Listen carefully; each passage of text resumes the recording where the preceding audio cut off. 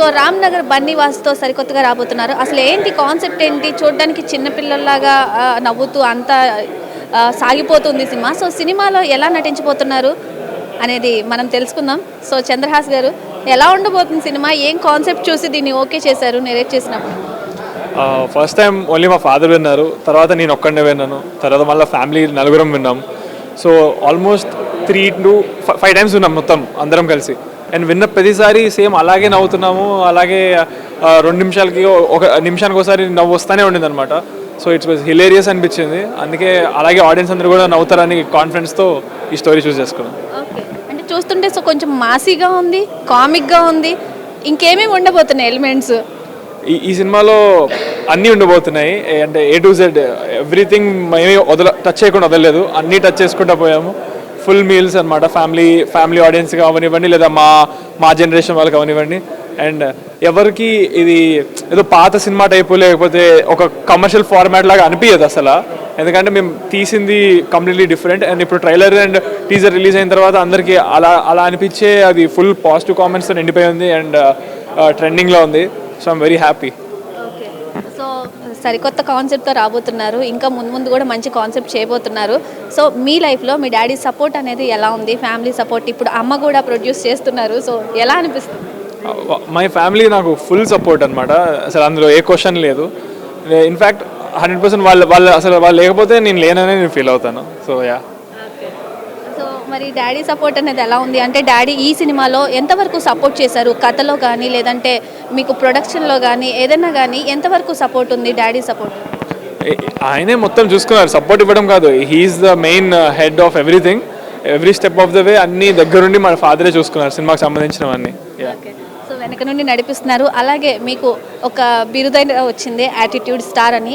So మీరు ఉండడానికి అలాగే ఉంటారా? లేదు అంటే ఏం చెప్పాలనుకుంటున్నారు జనాలకి? ఇదొకటి క్లారిటీ ఏమైనా ఇస్తారా?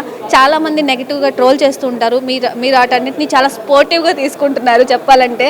అంటే ఆ చిరునవ్వు అనేది పోనీకుండా చాలా స్పోర్టివ్గా తీసుకుంటున్నారు. సో ఎలా అనిపిస్తుంది ఈ ట్రోల్స్ చూసినప్పుడు కానీ, ఈ నెగిటివిటీని తన్ని మీరు సినిమాలతో ముందుకు రావడం ఎలా అనిపిస్తుంది? ఎలా? అవును, అది నెగిటివిటీ ఎస్ మీరు చెప్పినట్టు ఉండింది, బట్ ఇప్పుడు మొత్తం పాజిటివ్ అయిపోయింది. అసలు నేనే నమ్మలేకపోతున్నాను. మైండ్లో మాత్రం ఇంకా నెగిటివిటీ ఉంది అన్నట్టుగానే ఉంది, కానీ బయట ఇప్పుడు చూస్తే అంత ఫుల్ పాజిటివ్. ఇప్పుడు మీరు కూడా పలకరించేటప్పుడు మీరు చాలా మీ ఫేస్లో ఒక స్మైల్ వస్తుంది, అలాగే ఎవరు పలకరించినా ఒక స్మైల్ వస్తుంది. So yeah, negativity it is nothing అనిపిస్తుంది ఇప్పుడు, ఎందుకంటే ఇట్స్ ఆల్ వర్త్ ఇట్. అంత నెగిటివ్ వచ్చి ఇప్పుడు పాజిటివ్ అవుతుంటే అది కిక్ అనిపిస్తుంది నాకు. యా.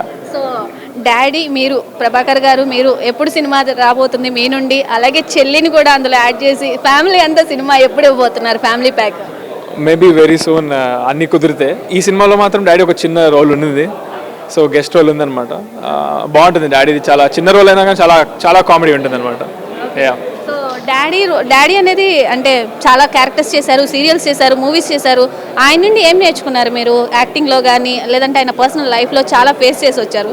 సో ఆయన నుండి మీరు నేర్చుకున్న చిన్న థింగ్ ఏమైనా ఉందా?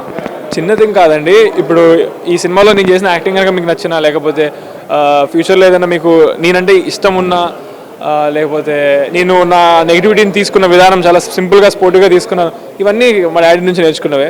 యాక్టింగ్లో నాకు పేరు వస్తే అది మా ఫాదర్కి వెళ్ళాలి క్రెడిట్, లేకపోతే డ్యాన్స్ బాగా చేస్తున్నారంటే అది ఆయన జీన్స్, లేకపోతే నా యాటిట్యూడ్ స్టార్ అని అంటున్నందుకు ఇట్స్ ఆల్. నేను కింద ఒకలాగా, ఐ మీన్ స్టేజ్ మీద ఒకలాగా, కింద ఒకలాగా, లేకపోతే కెమెరా ఆపేసాక ఒకలాగా, ఆపకపోతే ఒకలాగా, అలా లేను. It's all because of my father. Yeah. So ఇండస్ట్రీకి రావడానికి మీకు ఫేవరెట్ ఎవరు? మీకు ఎవరితో నటించాలని ఉంది? ఎవరి డైరెక్షన్లో నటించాలని ఉంది? నాకు రాజమౌళి గారితో, ఐ మీన్ మై డ్రీమ్ అనమాట.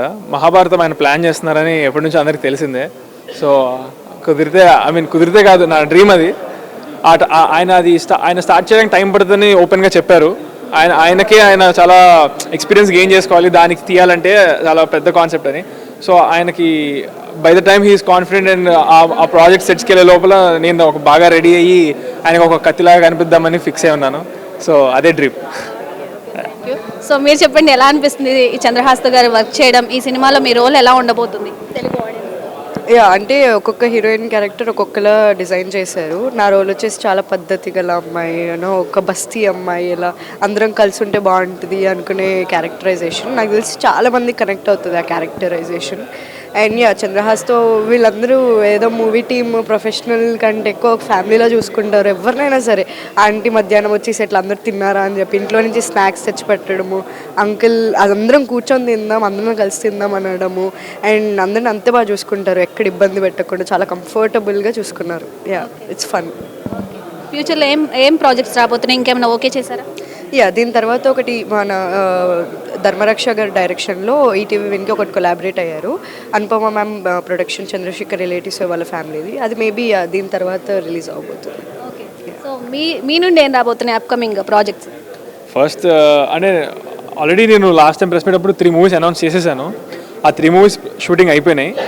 సో దీని తర్వాత మోస్ట్లీ అవే వస్తాయి, ఆ 2 వస్తాయి. దాని తర్వాత ఈ సినిమా రిజల్ట్ బట్టి నెక్స్ట్ పెద్దగా చేయాలా, లేకపోతే ఇదే లెవెల్లో చేయాలా, లేకపోతే కొంచెం చిన్నగా చేయాలా అనేది డిసైడ్ చేసుకుంటాం. ఓకే, మీ ఫేవరెట్ యాక్టర్ ఎవరో చెప్పడం మర్చిపోయారు ఇంతకీ. యాక్టరా? అందరూ చాలా బాగా చేస్తారు ఫేవరెట్ అని, ఎందుకంటే సినిమాకి మనకి ప్రతి హీరోలో చాలా వేరియేషన్స్ కనిపిస్తాయి. బట్ ఓన్లీ యాక్టింగ్ పరంగా అంటే నాకు మహేష్ బాబు గారు చాలా ఇష్టం.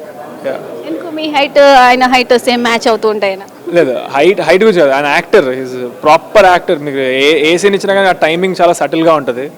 అండ్ ఎమోషనల్ సీన్స్ కూడా ఆయన చాలా ఈజీగా చేసేస్తారు అనిపిస్తుంది. అది మన అందరికీ మనం కనెక్ట్ అవుతాం. అందరు యాక్టర్స్ చేస్తారు, బట్ నాకు కొంచెం ఓన్లీ యాక్టింగ్ పరంగా అంటే కొంచెం మహేష్ బాబు గారు ఇష్టం. హీరోయిన్సా? మా విస్మయ ఇష్టం నాకు చాలా. ఎందుకు ప్రెజెంట్ చేస్తున్నారనా? లేదు, తను కూడా మీరు రేపు సినిమా చూస్తే మీరు కూడా వావ్ మహానటి అంటారు తన్ని, చాలా బాగా చేసింది. ఓకే, ఫైనల్గా ఆడియన్స్కి ఏం చెప్తారు? రామ్నగర్ బన్నీవాసుతో ఎలాంటి ఎంత ఎక్స్పెక్టేషన్తో రావాలి థియేటర్కి? మీరు ఎంత ఎక్స్పెక్టేషన్స్ పెట్టుకొచ్చినా కానీ నా ఎక్స్పెక్టేషన్స్ని మ్యాచ్ చేస్తాను 100%. Thank you so much. Thank you అండి, థ్యాంక్ యూ. సో రామ్నగర్ బన్నీవాసుతో కొడుకుని హీరోగా పరిచయం చేస్తున్నారు, ఆల్రెడీ పరిచయం అయ్యారు కూడా. సో మన ఇండస్ట్రీకి మంచి నటులను అందిస్తున్నారు. మీరు ఒక గొప్ప నటుడు. అలాగే చంద్రహాస్ గారు కూడా మంచి, అంటే చూస్తేనే క్యారెక్టర్స్ చూస్తేనే డిఫరెంట్గా కనిపిస్తున్నారు. సో ఎలా ఉండబోతుంది, ఏంటి ఎక్స్పీరియన్స్? డెఫినెట్గా మా అబ్బాయిని చెప్పడం కాదు, మీరు చూసిన తర్వాత ఇది ఫస్ట్ మూవీ అంటే నమ్మరు, అంత బాగా చేశాడు. అండ్ కథలో ట్రావెల్ అవుతాడు మొత్తం కూడా. ఇది ఒక రామ్నగర్ బన్నీ అనే కుర్రోడి కథ. ఆ కుర్రోడికి ఈ కుర్రోడు సూట్ అవుతాడని వీడిని పెట్టడం జరిగింది తప్ప వేరే ఏం లేదండి. కథ విన్న తర్వాత నా బిడ్డకి ఇది లాంచింగ్కి మంచి కథ అవుతుంది అనిపించింది, అందుకే చేశాము. చాలా బాగా చేశాడు. దీంతోనే ఫస్ట్ మూవీతోనే ప్రూవ్ అయిపోతాడు మనోడు. సో చూస్తుంటే కథని ఎలా ఓకే చేయాలనిపించింది? అతను ఎన్నిసార్లు నేరేషన్ ఇచ్చినా కూడా మేము అదే రేంజ్లో నవ్వామండి. విన్న కథని మళ్ళా విన్నా నవ్వు వచ్చింది, మళ్ళా విన్నా నవ్వు వచ్చింది. అంటే ఆ టైమింగ్ అలా ఉంది. సో మనం 4 సార్లు విన్నా నవ్వు వచ్చింది. థియేటర్కి మొదటిసారి వచ్చిన ప్రేక్షకుడు డెఫినెట్గా ఎంజాయ్ చేస్తాడు, నమ్మకంతో ఓకే చేస్తాడు. ఓకే, సో కొడుకు మీద వచ్చే ట్రోల్స్ని తీసుకోవాలంటే చాలా గట్స్ ఉండాలి. సో యాటిట్యూడ్ స్టార్ అంటే తను చాలా సింపుల్గా చాలా ఇదిగా తీసుకుంటున్నారు. అంత దగ్గర నుంచి వచ్చిందంటే మీ దగ్గర నుంచి నేర్చుకున్న థింగే అయి ఉంటుంది అది. సో మీరు అతనికి ఏమేమి సూచనలు చేస్తూ ఉంటారు, ఏమేమి చెప్తూ ఉంటారు, ఎలా ఉండాలి ఏంటి అనేది? నేను డెఫినెట్గా బోల్డ్ అనే విషయాలు చెప్తాను కానీ ట్రోల్స్ విషయంలో నేను పెద్దగా ఏం చెప్పలేదు. ఎందుకంటే హీ అండర్స్టూడ్ అండ్ వాడే జాగ్రత్తగా దాన్ని చాలా లైట్ తీసుకున్నాడు. అండ్ లైట్ తీసుకోవడం అంటే పట్టించుకోకపోవడం కాదు. ఈ ట్రోల్స్ నేను ఎలా అవాయిడ్ చేయాలి అని ఒక ఆలోచనకు వచ్చి కష్టపడి బాగా చేస్తే ఇవి పోతాయి అని ఒక మంచి డెసిషన్కి వచ్చాడు. అలా లైట్ తీసుకున్నాడు తప్ప పట్టించుకోకపోవడం కాదు.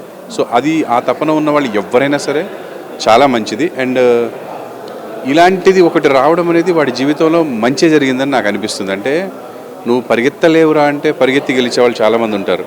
నువ్వు వేస్ట్ రా పాస్ కావురా అంటే చదివి పాస్ అయ్యి ఇప్పుడు అని చేస్తారు కదా. అలాగా నా బిడ్డకి ఒక గోలు, ఒక ఇది సెట్ చేసింది మాత్రం దేవుళ్ళ లాంటి ఆ ట్రోలర్సే. లేకపోతే జనరల్గా యాక్ట్ చేసేవాడేమో. ఇప్పుడు ఆ ట్రోలర్స్ అలా చేయడం వల్ల అమ్మో నేను చాలా బాగా చేయాలి, నిరూపించుకోవాలని కసి వచ్చింది. మనిషికి ఆ కసి ఇస్తే ఆటోమేటిక్గా సక్సెస్. సో ఎలా ఉండబోతుంది ఫైనల్గా ఈ మూవీ? అప్కమింగ్ ప్రాజెక్ట్స్ మీ నుండి ఏం రాబోతున్నాయి? ఫ్యామిలీ అంతా యాక్టింగ్లో దిగిపోయారు. సో మీ రక్తంలోనే అది మరుగుతూ వస్తుంది. సో ఏంటి ఫ్యామిలీ ప్యాకేజ్ ఎప్పుడు ఉండబోతుంది? ఫ్యామిలీ ప్యాకేజ్ అంటే ఓన్లీ మా ఆవిడ యూట్యూబ్ ఛానల్లో ఉంటుందండి. ప్రతిసారి మేము ఇంట్లో భోజనం చేస్తున్నా మా ఆవిడ తీస్తుంటుంది, మేము టీవీ చూస్తున్నా చూపిస్తుంటుంది. నేను ఏమీ అనలేను తను, ఎందుకంటే తన ఇష్టమే నా ఇష్టము. సో తనకి ఏం చేసుకుంటానా ఎప్పుడు ఏమనము. ఫ్యామిలీ ప్యాకేజ్ ఎక్కువ మీరు మా ఆవిడ యూట్యూబ్ ఛానల్లో చూడొచ్చు. బట్ మలయాజ గారు కూడా ఇప్పుడు కూడా వెబ్ సిరీస్తో మదర్ క్యారెక్టర్స్తో చాలా బాగా చేస్తున్నారు, చాలా ఇంప్రూవ్ అయ్యారు యాక్టింగ్తో కూడా మేము చూస్తూ ఉన్నాము. సో ఆవిడ కూడా మదర్ క్యారెక్టర్స్ చేసే స్టేజ్కి వచ్చేసారు కాబట్టి అందుకే అడుగుతున్నాను, నేను ఫ్యామిలీ ప్యాకేజ్ ఎప్పుడు ఉండబోతుందని. డెఫినెట్గా అండి, నా వైఫ్ అంత మంచి యాక్టర్ అని నాకు ముందు తెలియదు. తెలిస్తే నా బోల్డ్ అని సీరియల్స్లో తన్నే హీరోయిన్గా పెట్టుకొని మేమే ఎక్కువ సంపాదించేవాళ్ళం, పేరు సంపాదించేవాళ్ళం, డబ్బు సంపాదించేవాళ్ళం. అప్పుడంతా నా పిల్లలకి డెడికేట్ చేసింది తన లైఫ్ని, తన ఎడ్యుకేషన్, మంచి ఎడ్యుకేషన్ ఉన్నా కూడా. సో ఇప్పుడు తన ప్రతిభ చూపిస్తుంటే నాకే ఆశ్చర్యం వేస్తుంది, ఇంత బాగా చేయగలదా అని. ప్లస్ తను ఇప్పుడు చేస్తుంది కేవలం ఒక ఆట విడుపుగా, అంటే బోర్ కొడుతుంది, పిల్లలు పెద్దోళ్ళు అయిపోయారు, వండి పెట్టిన తర్వాత ఇంకా తర్వాత ఖాళీగా ఉంటుంది.